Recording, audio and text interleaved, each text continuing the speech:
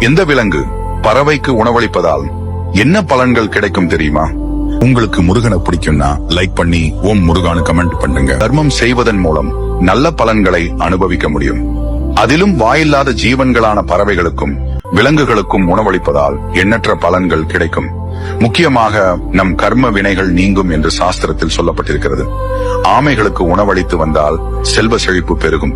காகங்களுக்கு உணவளித்தால் வாழ்வில் கஷ்டங்கள் துன்பங்கள் வராது. நம் முன்னோர்களின் ஆசி கிட்டும். குரங்குகளுக்கு உணவளித்து வந்தால் அகால மரணம் நேராது.